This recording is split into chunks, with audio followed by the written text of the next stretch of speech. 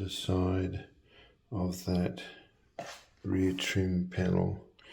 As you can see, it's designed to be pulled vertically when you remove it. So you take out the three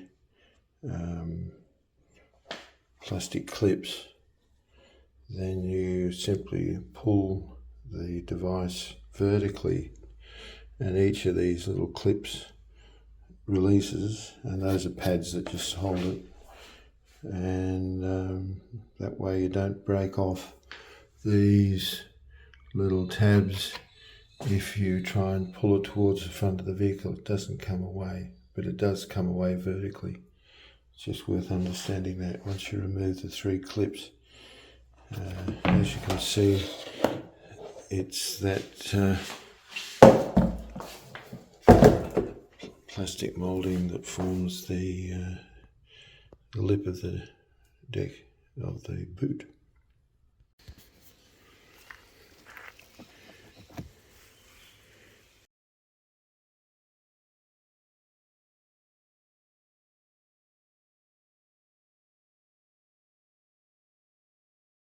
Now all the clips are out, the moulding will now lift out of the rear of the vehicle. If I can manage to do this one-handed, I'm not sure if I can. There it is. It just lifts up.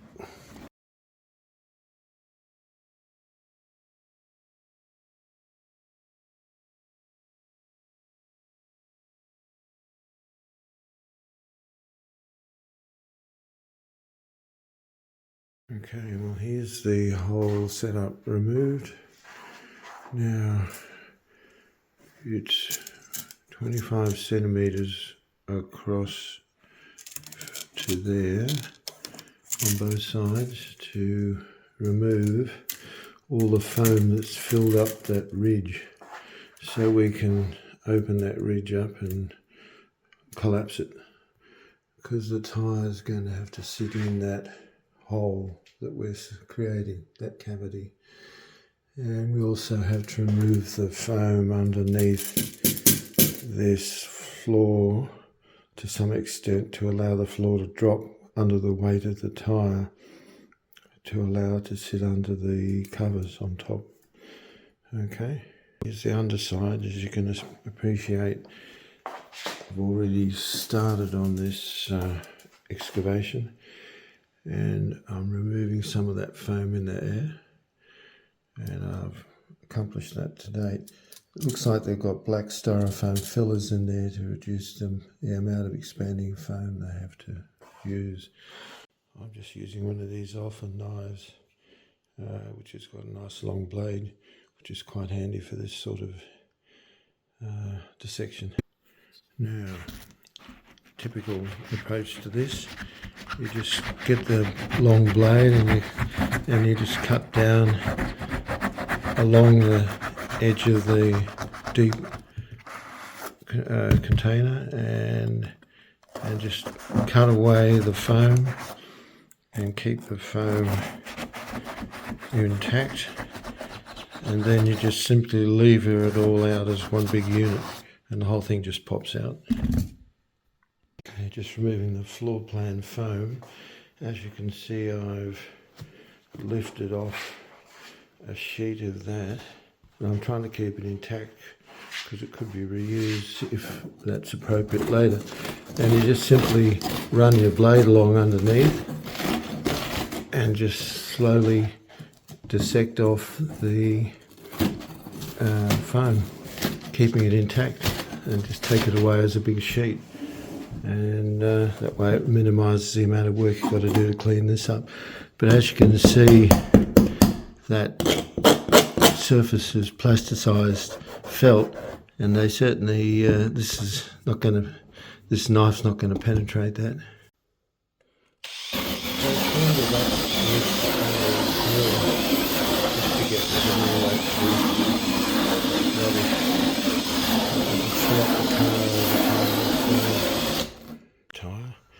Put the liner back in, and you can now see how well the floor sits a good centimetre deeper, which is what you need to get it to accept the tyre.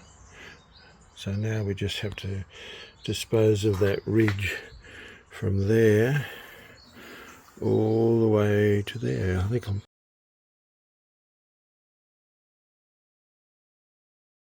okay. The blade seems to be the most efficient way of cutting the board. I found getting a heat gun on it helps, and then it'll just fold fairly easily down flat to form that floor. No idea how I've managed to cut this. So in terms of that hole in the middle, you just fold the flap down, straighten the return on it, and it fits in quite nicely. So that's accomplished. Stay down there.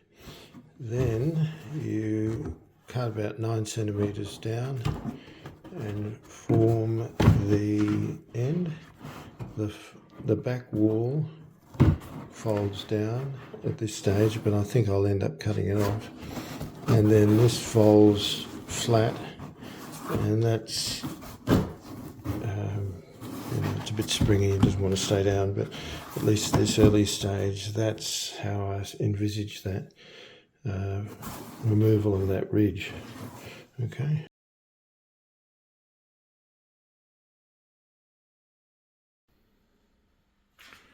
Well, I ended up getting these so-called welding joiners for plastic to join these flaps together before I glue them up with fabric and polyurethane, just to see a little. Just use some fiberglass mesh to bind this together.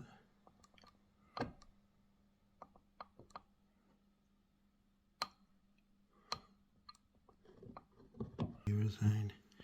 Don't forget, this is fabric is probably polyurethane. It's very likely, and of course epoxy resin won't stick to polyurethane, and it's also very rigid, which is also something you don't want. So I think PU is definitely the way to go as an adhesive. We just smear this on nice and thick. I suppose you could use a glove if you want to be a bit more remote from your work. And that way the bottom end's sealed, and it also will have better with it removed. You can get some idea of what I've done.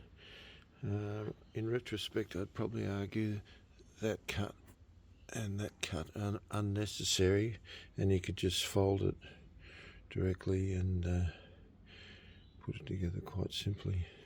Anyhow, it's sort of come together reasonably well, and at least I've got a spare. That's the important thing. So that's the tyre in, and it all sort of fits together quite well. Put the lid on, and the lids, any load on the lid is carried by the tyre, so that's sort of neat. And another option, I found this old M6 device. I think I'm probably just going to try and explore the idea of putting a rivet nut in the floor and then just screwing that straight into it, and that way it'll be quite secure, because this thing's not going to move, for, the way it's set up. And I think just a rivet nut down in the floor.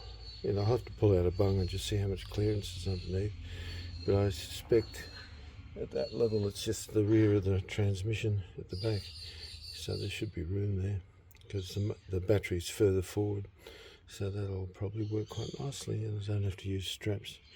Just one of those little rivet nuts you could set with a bolt. It's quite easy to do. Have a look online. Anyhow, so that's the job. I think it's worked out okay, and it gives you some idea of how this could be accomplished. And also you've still got some of that space under there. I've put all the jacks and bolts and all the other crap in the front, which sort of makes more sense because I can use this space, and all that weight's up the front, not down the back.